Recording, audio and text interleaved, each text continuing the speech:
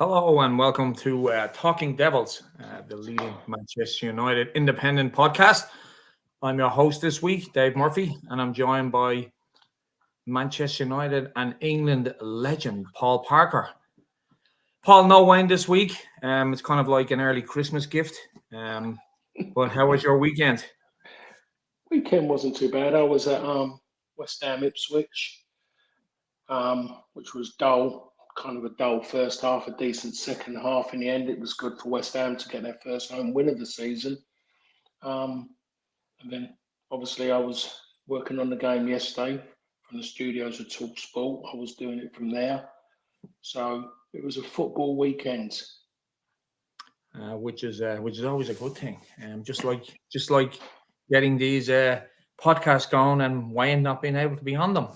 So, we'll get started. Aston Villa 0, Manchester United 0. A pretty dour game. Going into it, Manchester United on the back of some terrible results. 3-0 Spurs.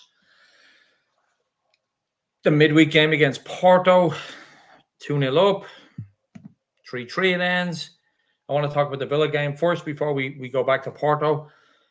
But I think the expectation was after Aston Villa beat Bayern Munich 1-0, the expectation was Manchester United run a hiding to nothing. So let's just start with that. Game ended 0-0. Nothing amazing about it, but I think the general consensus before the game, Paul, was that Manchester United were going to get a thumping. You said you were working for Talk Sport. What did you think of the game overall?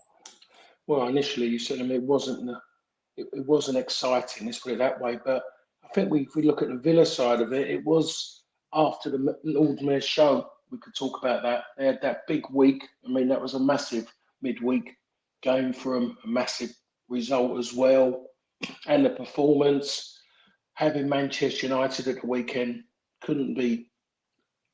Uri Emery he must have been so pleased to have Manchester United after what happened during that week, because he needed something to really get his players going.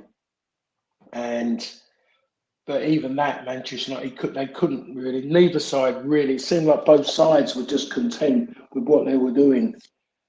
In the end, you couldn't really split them apart really, because there wasn't a lot to talk about. Keepers never really had a great deal to do. The game was just in the middle of the park. But if you would have said to a lot of United fans after the Spurs game, Porto away, Aston Villa away, and you'd have turned around and said to them, tell you what, I know someone who's going to give you a draw out of both games.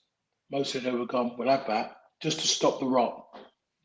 Maybe being 2-0 up and giving it away, people have gone, but I still think to draw both games is better than what a lot of people were anticipating, because it was looking it was going to be beaten and well beaten by that performance against Spurs. So you have to kind of look at it as a little bit of a bonus, a little bit of progression. But the thing about it is, one thing we have to say about Manchester United of so many years now, there's been no great consistency at all. There might have been consistency with wins, but there hasn't been consistency with performances. I just think about the times I played and we had some incredible performances and we lost. And sometimes even Sir Alex was willing to give back because of we couldn't do any more. And you can't do any more. It's as simple as that. It doesn't matter how good you are. You'll have those times when it just doesn't work for you. But I looked at that yesterday and that was a stubborn performance, to be perfectly honest. Manager made changes, questionable changes, but the 0-0 draw justified them in the end. I think the biggest surprise for me was the lineup, especially the centre back pairing. With all due respect to Johnny Evans, 2024. Johnny Evans shouldn't be starting in a Manchester United team. And I'm trying not to be disrespectful, but I'm pretty sure you understand where I'm coming from there. But that said, he got man of the match. I want to come back to Johnny in a little bit. Can I just say something quickly about that? Every time Johnny's played for me, I've always mentioned him. I think he's a great person, and he's been great in every game he's played, because he's given everything, and exactly. You know he's 100% giving everything because he's having to get to a level just to be able, he's had to stay there because of the age he's at, what he's carrying now, and the way his body is. He's had to do that, but still, it's just absolutely incredible that the way things are at this moment in time, that we've had to go and drag someone in to go and do that. And actually, when you look at it, you look at the whole thing is that, and that's the way it has been that way with United. You're virtually relying on players who have actually done their time at the club as well. Not so much the Yep. newbies. The newbies now seem to be the ones who are deemed as struggling. Yeah. Were you surprised? I mean, I was stunned. I thought this had the team of a manager that is rewarding players that have done it for him in training and players that he's liked, and he deems it as the final curtain. Were you surprised as me to see Johnny Evans and Harry Maguire start?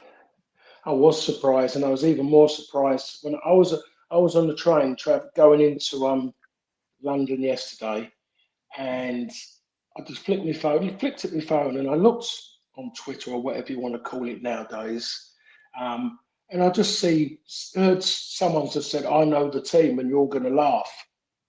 Yeah, Like, back to teams being leaked again, Paul. I mean, yeah.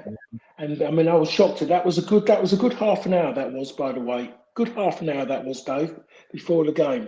And I thought, no, making it up. There, as I'm reading through it, all of a sudden this picture popped up of Harry Maguire and Johnny Evans at Leicester together, 2018, and I kind of went, no, surely not. And when I got in, the first thing I said to the people I was there, I went, please tell me this ain't true. They went, what? And I showed them. They went, well, the team's not out yet. I went, oh, that's what.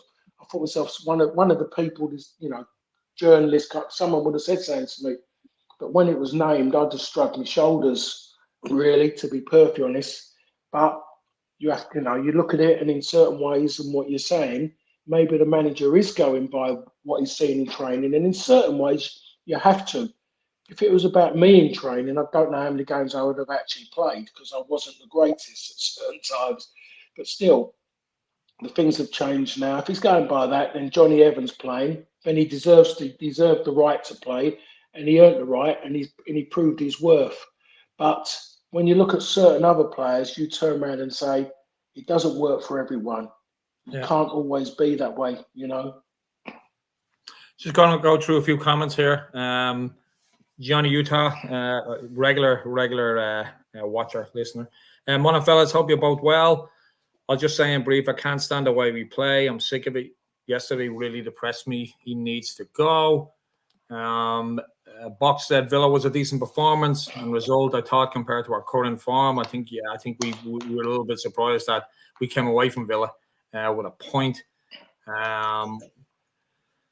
Patrick, 14 plays, 8 points. This is the one I want to revert back to. 8 points, 5 goals, minus 3 goal deals, now be it after 7 matches. Having been in charge for 2.5 years is hard to defend. I like Erik Ten Hag, but not sure where or how things take an upward tick. And Paul, this is what I want to ask you. This is my thoughts as well. The biggest complaint we had for Erik Ten Hag over the past 2.5 years, was that he never had a football structure above him. He just didn't. He had businessmen.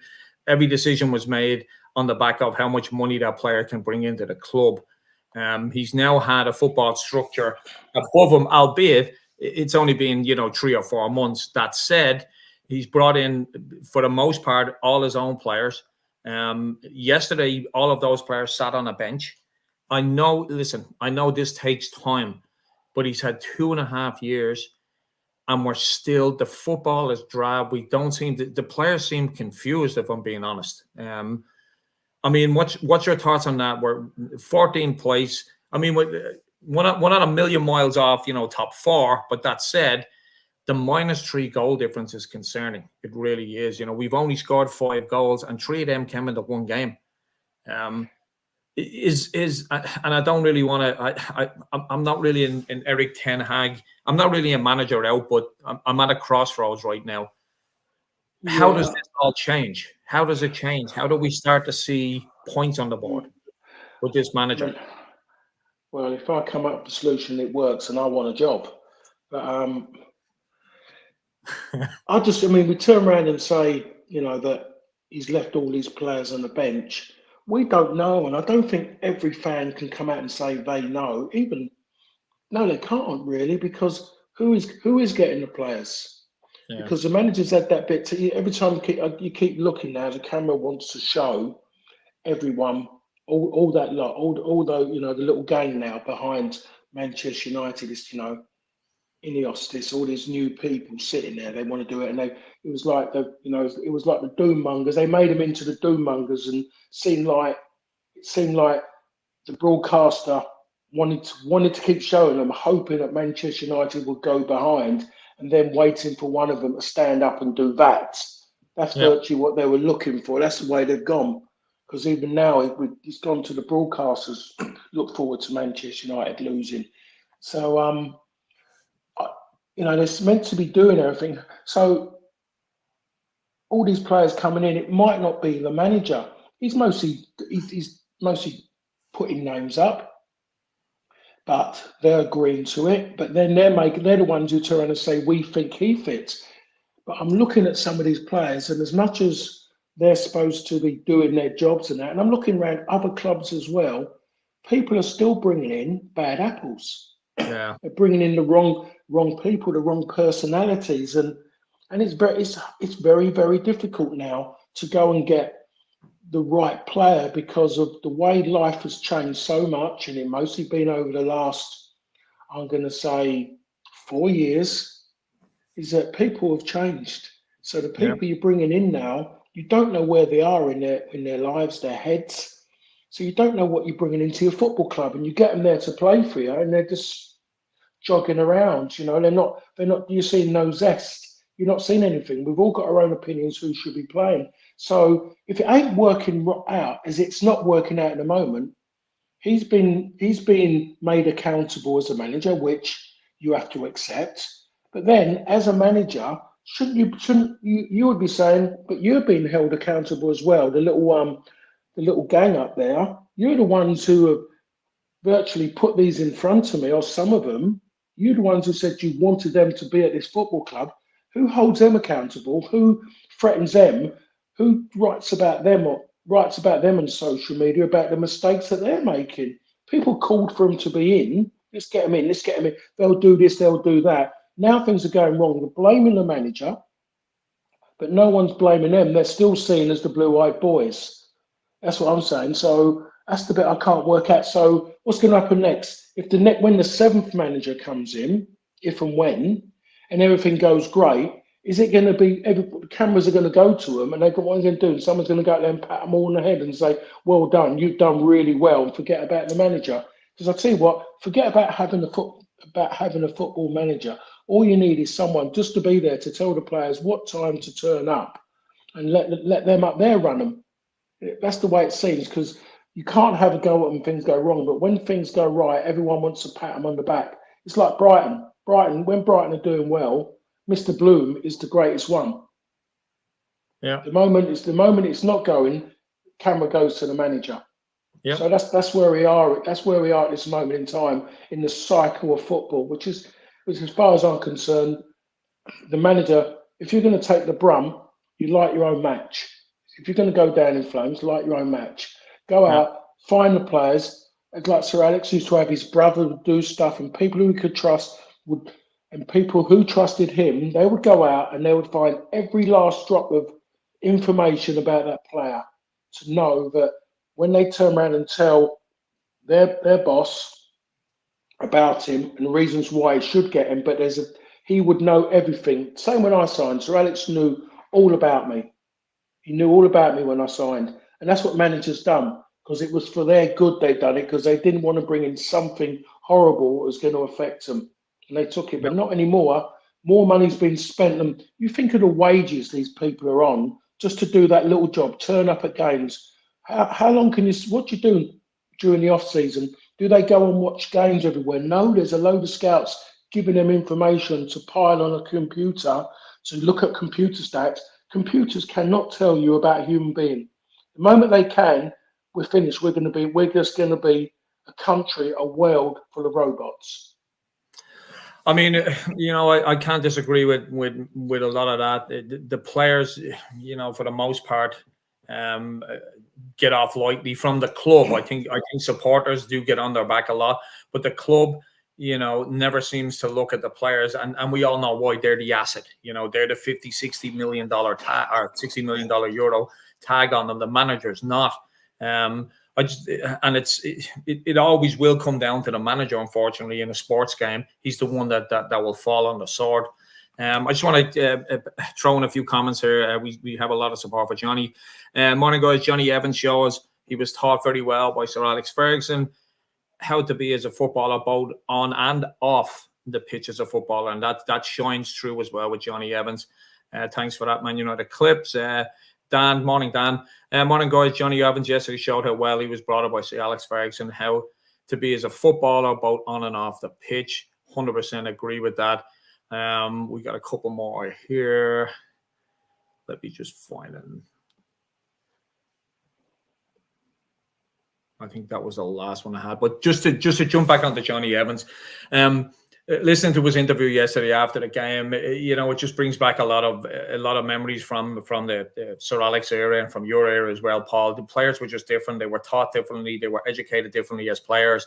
They were trained how to deal with the media, not like a robot the way they are today. Everything is very vanilla. They can't really say anything. Johnny Evans just oozes class. And listen, what's happening at Manchester United now is not Johnny Evans' fault.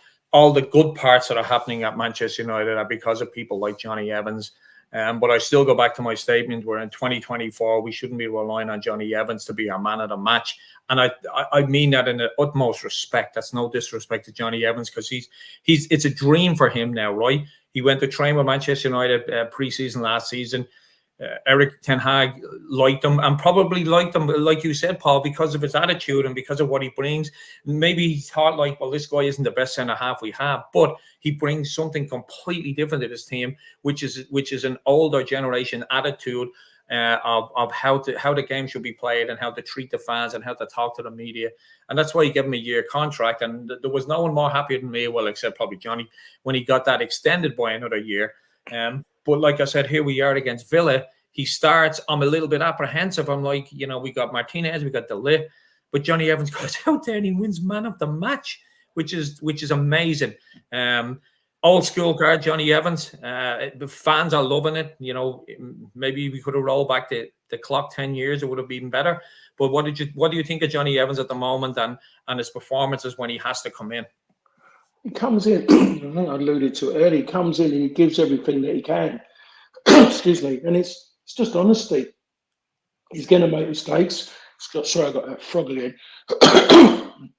He's going to make mistakes, as he's done. But, they're honest in the sense of he still gives everything. I saw an occasion when he was running back and he's run past players to get back. Now, he's got every right not to be doing that. And he's got every right to kind of just amble back. And everyone will go, well, it's Johnny, he's old. And he had that spell at Leicester when he struggled with injuries. And he's just, he's just to be here is great for him. No, he wants to grab every minute. He wants to grab and give as best he can. Now, I thought Johnny done well. But I just wonder, again, this is me being, a little bit negative about the way things are against the club, was that given to Johnny as a way to kind of another little snipe at the club? Again, a snipe at the manager. Again, because of what he's gone and done with leaving players out, I don't know. I thought Johnny done well, and it was in certain ways I had to look at it. It had to maybe come from that area because offensively there was nothing to talk about at all. But it does in that side of it. Johnny was an easy one to put there, and it gives people stories. Yep. Straight away to go and do it, and that's not me taking anything away from John, but it's a great talk. It's a great thing to throw up if you really want to highlight the club, and that will be talked about today on Football Today. That's the bit they'll highlight when it starts today. When they talk about it, they will highlight that point and go over it. Oh, we shouldn't be doing this and doing that. You won't be saying, oh, Johnny done this and Johnny done that. It'll all be used as a negative to go against the team, the club. So in theory, I should be sitting here saying it's great that they've got, what they've gone and done, not to, after what happened to the next two games to remain unbeaten. But then it kind of seems like I'm being complacent and accepting it when I know that the next game, which I think is Brentford, if I'm correct. Yep, Brentford at home. Which is a big game. It's a tough game against Brentford. They're struggling for bodies, for players. The manager hasn't got his best players out there at the moment. He's missing 3 or 4 normal players. Damsgaard, his main player, is out, but he's not moaning. He's just getting on with it. The media are not bothered about him missing players.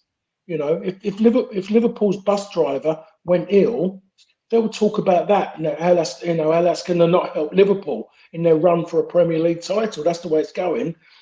Brentford are missing key players, so that's the most important one. That's bigger than the previous 2 games because getting nothing against Brentford at home just kicks it all off again. So that's the bit what he's got to aim for. One of the things that we spoke a little bit briefly about earlier on was our goal difference. Patrick brings up a point. I wanted to get both your opinions about the lack of goals. Is it the player profiles, characteristics, talents, or how they play? Example, would Havertz be scoring at United, or look another average signing? And Paul, like I said earlier, we've scored 5 and conceded 8. I want to talk about the scoring part of it. Aside from the Villa game and maybe the Spurs game, I thought we've, up until and including Spurs, if you looked at the stats, Manchester United had the most clear-cut chances of any team in the Premier League, but yet, we had 5 goals in total. Is it the system? Is it the players? Erik Ten Hag can only set up the team to play a certain way, and if we're creating chances, he's setting that up in the correct way. And we've created the most chances. He's definitely setting it up in the right way. You can't blame Erik Ten Hag for the constant, flopping in front of goal. Paul, as Patrick has asked, what's your view on that? Why are we not scoring more goals? Because historically, Manchester United have scored bucket loads of goals. What's the problem? I think you look at it, the clear-cut opportunities were, it seemed like donkeys ago, but that was in the early games. But just the games of late, I have to say, and I've said this on numerous occasions, if I've not said it on here, I've said it when people have talked about United as a front 3 are one of the poorest in the league as a front 3. And it showed up yesterday how poor they are. When you look at it, if you look at the front 3 or you say front 2, or maybe some teams might say play with a 4 if they went 2 up, United are battling above the relegation zone as a front 3. You go and swap a front 3. Do that front 3 go and score for a Southampton or an Ipswich or a Leicester City? They don't. Would those clubs really want them? To be perfectly honest, it's poor. It's really poor. The best player this season, as the attacking player there's been at Manchester United this season, and he hasn't had enough minutes, is Ahmad. Yeah. Decision making when he gets the ball, productive passing, always looking forward, looking to give and go, brings people into it as well, makes runs himself. He tracks back. Don't have to ask him to track back. He does everything what a manager would want. Yet he cannot get a regular place. Get a regular. But he has been the best. Also, the minutes he has been the best. With what he's done, his crossing's better.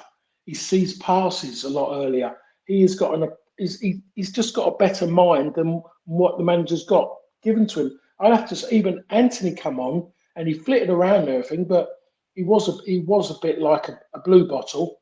But at least you knew he was there. He buzzed around. So it's the players that he's got available. United, this must be the poorest set of front players United have had in a long, long time.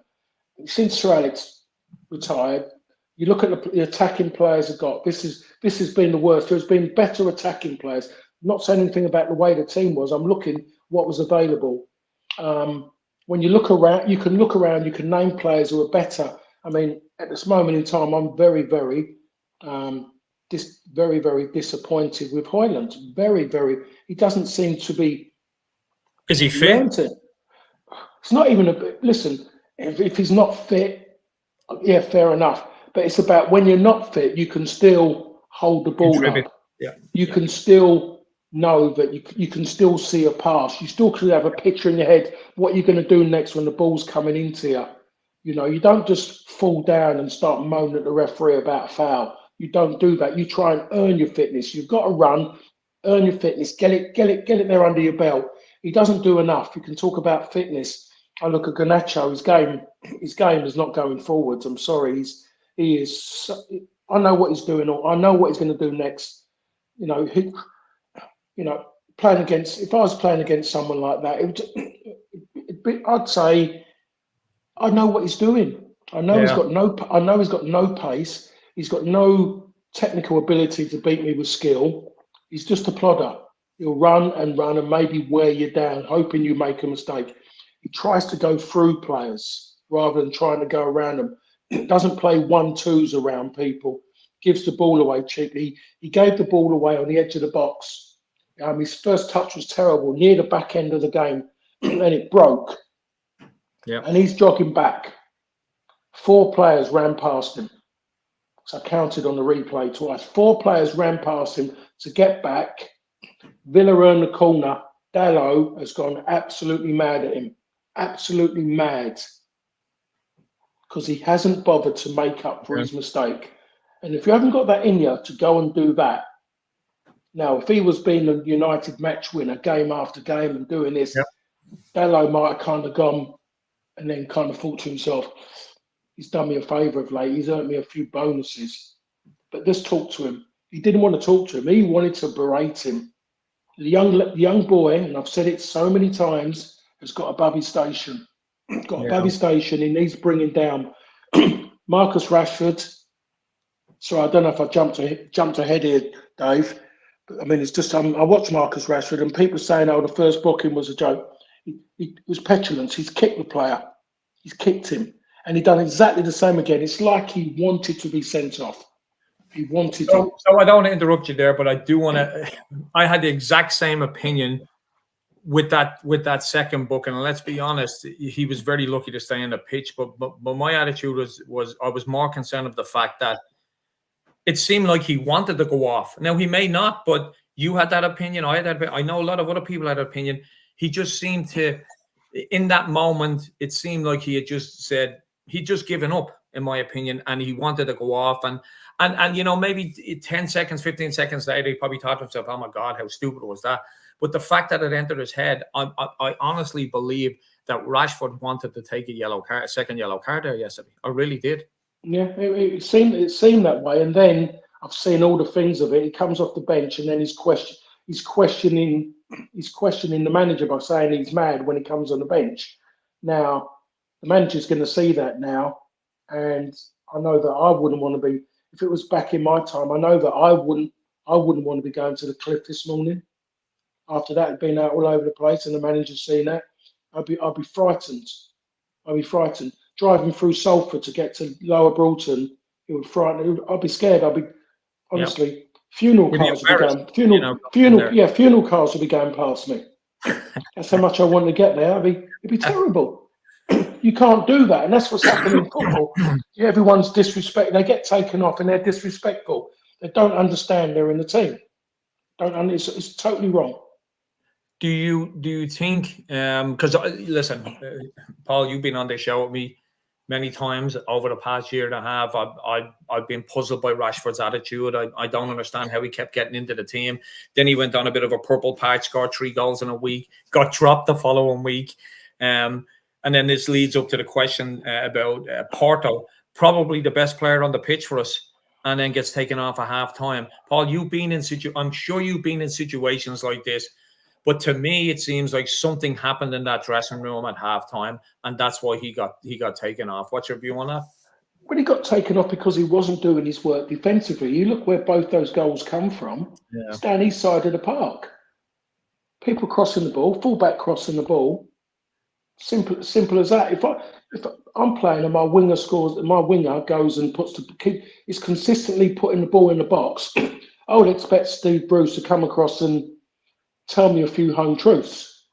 If my winger puts a cross in and someone comes in and scores a goal, I know that the eyes are going to be on me. I feel embarrassed that I've allowed it Yep. to happen. Honestly, and if I go forward and my winger hasn't, and the same happens, I'm desperate to get back. I'd run past people to get back because I wouldn't want the likes of Paul Ince or Roy Keane telling me they've done my job for me, because to live with that would be murder. So he's got no pride about what he's doing. So he may have answered the manager back or done something, and the manager's gone, no, I can't have you. You haven't done it, and this is how you respond. So, but then he gets the opportunity to go out and play again, doesn't grab it. He wasn't outstanding against Porto. He did things. The goal he scored, the keeper's made a little bit of a boo-boo, but we've seen him do what he done now 1,000 times, and he gets away with it maybe twice out of 1,000, running into people from the left and hoping that he comes out with the ball and shoots.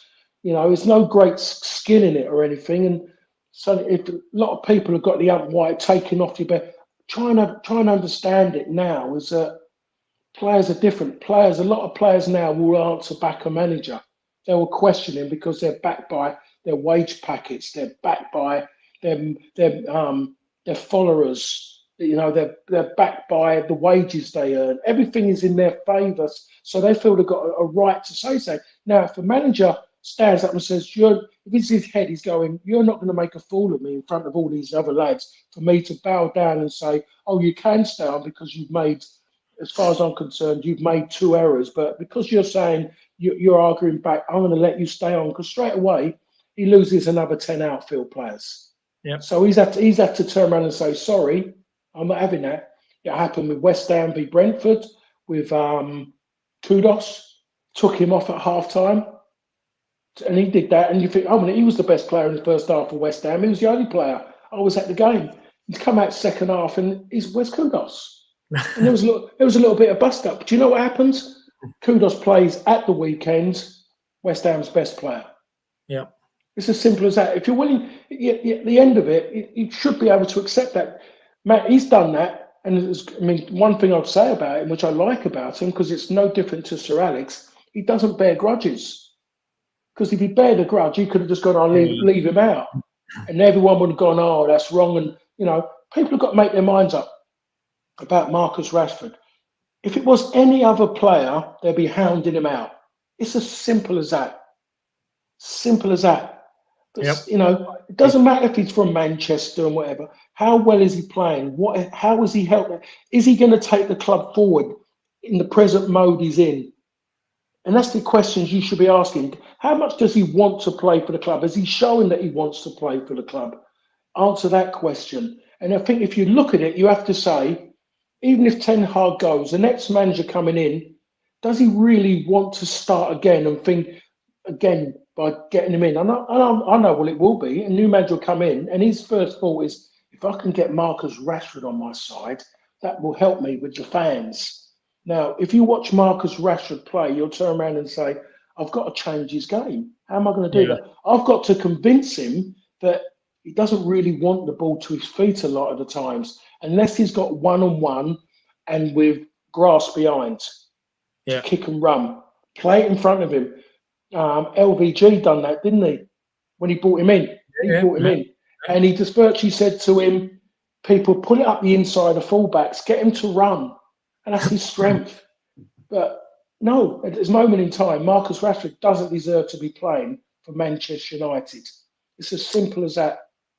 I think we had an opportunity to bring him forward in his confidence, and you know better than anyone that strikers in that position, they thrive on. And he's a winger, I know, but he scores goals. They thrive on confidence, and his confidence was basically shot after getting dropped after scoring 3 goals. And we heard the rotation BS, to be honest. And then obviously something happened in Porto. That relationship looks to be getting worse and worse again, which leads me on to the next section, which is the manager. And like I said, in the past, I've been, to a fault, notoriously backing any manager for Manchester United. I mean, David Moyes, I've said this numerous times, was the only one that questioned my actual sanity of following football 7 months in. But I've still said that, we got to back the manager. We got to do what's right. With Erik Ten Hag, it's becoming, my patience is wearing thin. It really is. And a lot of supporters feel the same way. Johnny says Erik Ten Hag needs to go apart. Because of Porto over 2-0 up, we spoke about that. We ended up with 3-3. I think before the game we would have taken a draw. But then again, the game obviously starts, and then you take a look at it and you go 2-0 up. This should be plain sailing. And then we nearly ended up losing only for a Harry Maguire last-minute equaliser. And this is a great point here from Box, is that players can also gauge if and when a manager's position is becoming weak. So I'll have no problems going up against the manager. I think that's true as well, and that's true in any business. Even if you have a job and you hear the manager is going to be leaving in 3 or 4 months, their position becomes irrelevant to you. They don't have any more power. It's been well documented, obviously, with Ruud van Nistelrooy coming in. The rumor mills have started now of that. Van Nistelrooy was brought in just in case we got to this place in the season whereby Manchester United had to relieve Erik Ten Hag of his job because of the whole gig situation and Michael Carrick with them coming in. Van Nistelrooy looks like he's the man that may step in if Ten Hag gets sacked. He has a lot of experience as a manager compared to when we had Giggs and Carrick. But the question I have for you, Paul, is that are we too early in the season to be bringing in an interim manager for the next 33 games? You normally bring an interim manager if you're in, March or April. You got to get to the summer. A couple of questions on that. You think Ten Hag, you think his, now that we're in the notorious international break, and that's where a lot of managers tend to lose their jobs. I understand there's a regular meeting of Manchester hierarchy in London on Tuesday. Maybe that's a topic for discussion. Maybe we'll know more then. But the question is, do you think, 3 questions, do you think Ten Hag is now, on the ropes and he's about to hit the knockout blow? Do you think Van Nistelrooy will be the guy that will step in? And do you think, and I'm sorry for the 3 questions, but do you think Van Nistelrooy will keep the job until the summer, until Manchester United, who probably already have someone earmarked but can't actually go after him until next summer? Well, he's definitely on the ropes. Definitely on the ropes, and we have to say is that the way he's going is no Muhammad Ali, is he? No. It's simple as that. You look at was Van Nistelrooy brought in for this situation? Well, if you're Ten Hag, you wouldn't really want someone around who you believe could take your job. Yeah. I mean, everyone's coming up and saying that's what initially was said during the summer when he was mentioned, and everyone said, "Oh, threw that up." Now, if everyone out there, the ordinary man in the street, is saying that, he knows it. He knows that could be a problem. Now, he would have had every right to say, no, I don't want him. I'm sure he would have had that. Has he been told to work with him? If he's been told to work with him, that would again paint an even better picture that he knows exactly what they're thinking.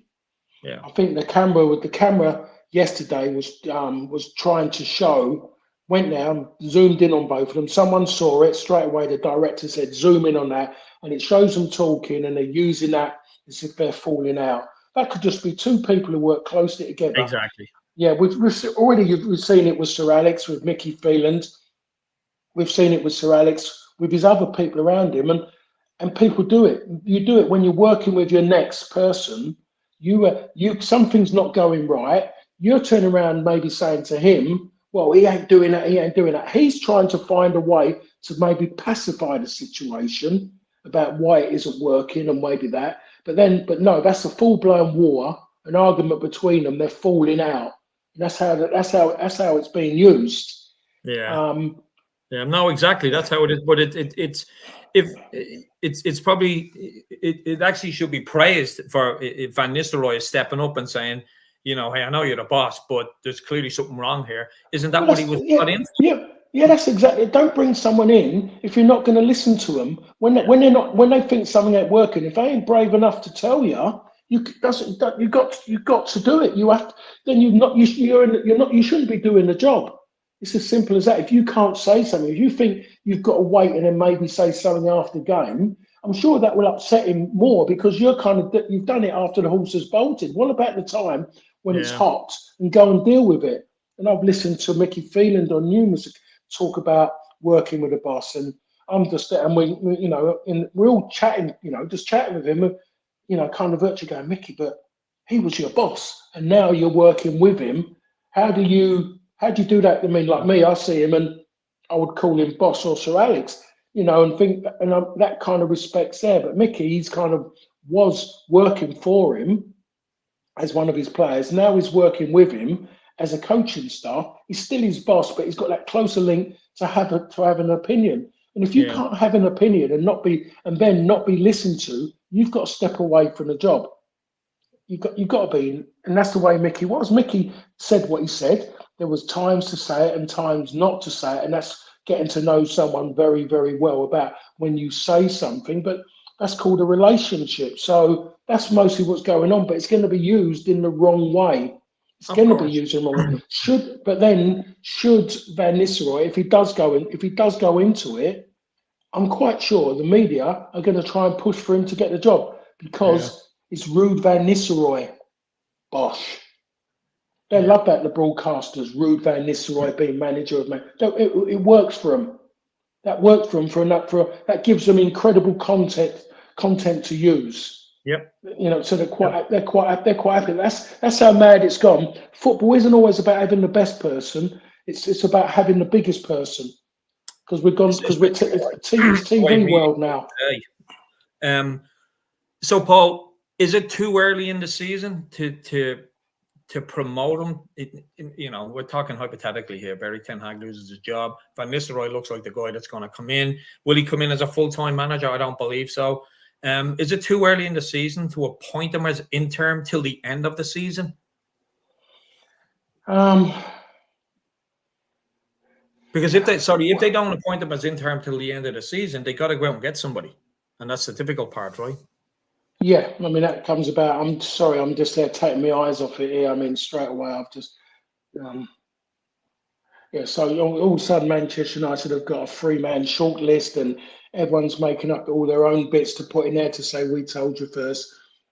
I think a lot of fans would rather it come from within rather than go outside and go again to, like you talk about Tuchel and all this going on. And you've got to look at the reasons why people are out of work at the moment. I think people should know enough about Thomas Tuchel to know exactly what he's about, to know that, he's hot and cold.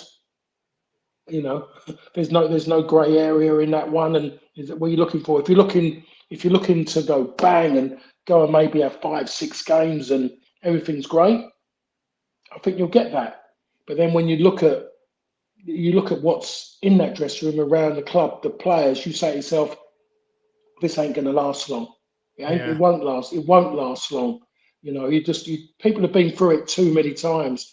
People have been through it I'm going to say at least 5 times already. Actually seen it. And this is me being totally going a little bit against myself in certain ways. But if the club had been in a better place and maybe had a platform that they're on now, back something like when Jose Mourinho was there, the opportunity, it might have worked. But I don't know if Jose Mourinho can work in a structure like this, because that gives them too much to argue with, to be perfectly honest, and fight against. But you don't know. And I'm not a lover of the way football's gone with this idea of all these people earning X amount of money just to go out and look at this and take someone's opinion and then come back and throw it in a melting pot and say, oh, he's good enough.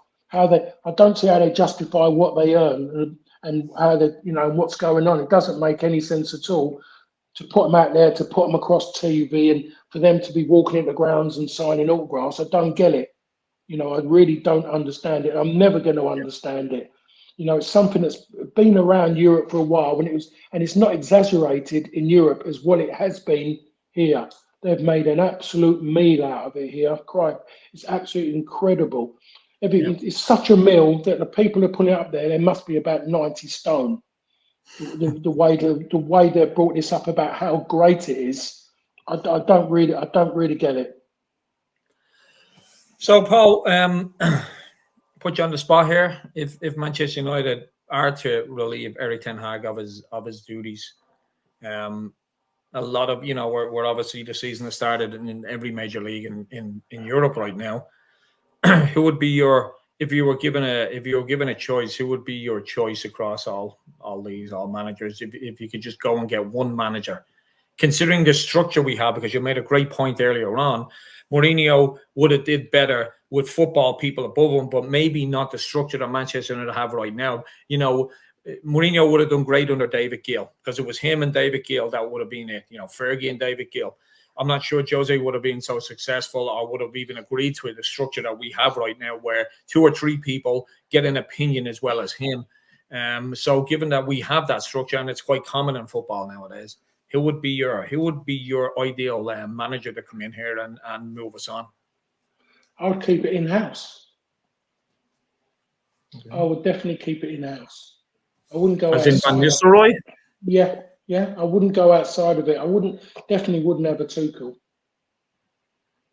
I don't think he'd work in that. Yeah, I just as good as a manager he is, he's like you said earlier on. He there's an opinion and it's his, and that's it. And I think that's why Manchester United got scared off in the summer after interviewing him and thinking this guy may be too many problems. For us to do anything, and we're going to create our own problems by bringing in a manager that clearly doesn't want to listen to what we have to say. I mean, I'm not against Ruud van Nistelrooy. It means more for supporters if an ex-player is there or next, employee, and we win stuff. But so your choice would be Van Nistelrooy, to give it to him full time straight out of the gate.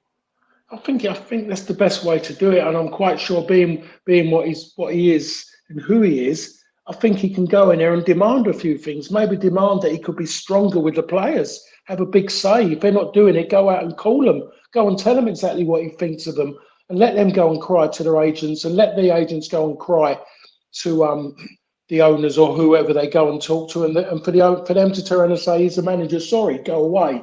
That's what he needs. I think as well, financially, it makes sense, because I presume that quite a few of the back staff, the backroom staff, would be staying rather than Tuchel. I mean, these players, these managers now walk around with a bigger backroom staff than what boxers have. They do. So that's what they do, because it's all mates, and we know now life is out in the open now. Everything's out in the open about things. We know that. All the people that go with these managers, they're not going with them. He's not bringing them in because they're the best. He's bringing them in because they're his mates. Yeah. And he knows they will let him know everything's going on. They have got their ears to the ground everywhere about hearing what every other player is saying, hearing what other members of staff outside of them are saying as well about them. So they've got little moles everywhere, and that's what it's working. That's the way it's working. There's so many chefs in the kitchen now. No wonder stuff is coming out. It's that way. Where before, when I was playing, we had, God bless him, we had Norman Davis, we had Jim McGregor, then we had Brian Kidd. Yep. And then there was a boss. There was a coach driver. Oh, what's his name? The coach driver. He was relatively quiet. I've forgotten the coach driver's name, but we had him every game. Maybe Jim Ryan might come along one time, and that was it. And did we suddenly feel that we needed 2 masseurs? Did we need someone to pick up the boots? No, because we was in a way not brought up, because we was already brought up to be at Manchester United. You had to have something about you then, but we knew then that we did things right because of. We didn't want to leave. We didn't want to have Norman Davis having to go around and stretch and pick. We put stuff all together for him. If anything, we put it in a bag for him. So we learned to look after ourselves. It's as simple as that. Now they've got everyone now to be perfect. I don't think they can actually go in a lavatory on their own now. That's what worries me. The reason I'm smiling is I watched a section of I think it's called Off the Ball with the one with Gary Neville, Carragher, Righty, Keano. And Keane brought up that exact point. You know, they were asking him about what irritates you in football nowadays, and he said, you know, masseuses. You know, they think they're part of the squad. You know, and he said, you know, they're even looking for, if you win the league, they're even looking for medals. You know, and you made that valid point, is that and this is not 100 years ago. You know, decade and a half ago, 2 decades ago, it was 4 or 5 people, and that's it. Now it's like 50 people, and even a lot of those people, and I think it contributes to the problem, because a lot of those people are just blowing up these players' egos because they literally don't have to do anything. Like you said you guys used to even throw the stuff in the kit bag for Norman, or even tidy up around, or not expect him to do things. Nowadays, I would imagine, and it's been well documented, that players literally do absolutely nothing. They bring a wash bag, and that's it. Oh yeah, but you've got to remember as well, though, that these wash bags ain't cheap, by the way. Oh, I know. It's absolutely embarrassing. It's one of the things that the boss said about someone. I remember someone talking about you managing today, you know, and he just virtually said, "Well, they're putting things over their ears, and all they're bothered about is carrying around a wash bag." You know, it's maybe a good time to get out of it. Words to that effect, you know. And I mean, at one game I've just done recently, I'm trying to think where it was.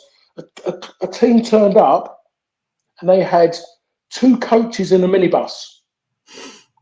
2 coaches and a minibus.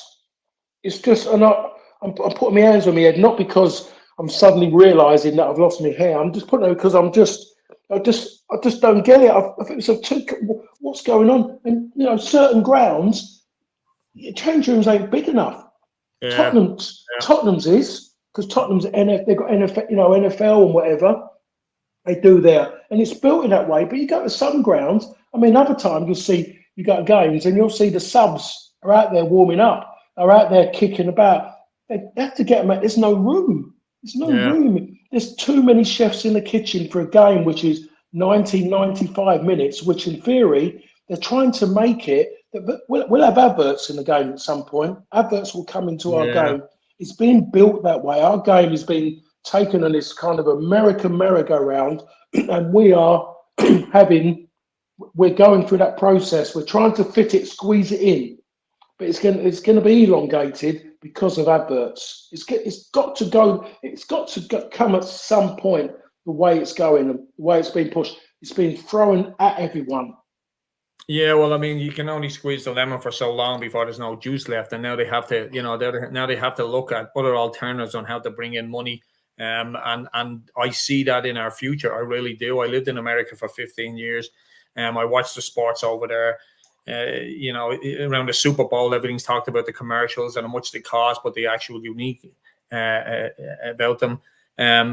But I do think at some point they're going to have to look for new revenue streams. And I think I think you're right, Paul. I think at some point we're going to have this, 15, 20 minutes into it. And people may laugh, but, I don't think people are laughing anymore, Wayne. I think people there are kind of going, "Oh no!" I think they're doing it. It's coming. It is, and it's all to do with finances. And before we wrap it up, I was it leads me on to this point. If they don't change it, and they fail to qualify for the Champions League again, the financial implications are serious, aren't they? It must be a factor in their thinking. They can't just write off the season, can they? And that's exactly the point that we're making, and I'm sure Paul's making, is that it's all driven by money now, and because of financial fair play, losing out on the Champions League money now, and the tightening of the rules, we could clearly see that Manchester United were struggling last year. They bring in the most revenue of any club on the planet, but we had to sell Scott McTominay to bring in Ugarte, which is like insane, and it was for 40 million. You're like, Manchester United, 40 million is a drop in the ocean, but the rules are so tightly regulated now that missing out in the Champions League, I just see more and more clubs, the top clubs, panicking a lot of the times, and then just getting rid of the manager. That's it for now. That's it for this week. I appreciate Paul, you coming on. Wayne has other priorities. Obviously, we aren't his priority this week. But I'll mark that down. I'll mark that down off the Christmas list. But if you'd like to subscribe to the channel, we really appreciate it. We thank everyone for joining in today. We got a lot of questions. We hope we answered nearly all of them. If you haven't liked and subscribed, please hit that button. Give us some feedback as well. We really appreciate it. And we won't be back next week because of the international break, but we'll be back the week after thumping Brentford 14-0 without Scott McTominay this time to save our ass. So again, thanks everyone for joining, and we really appreciate it.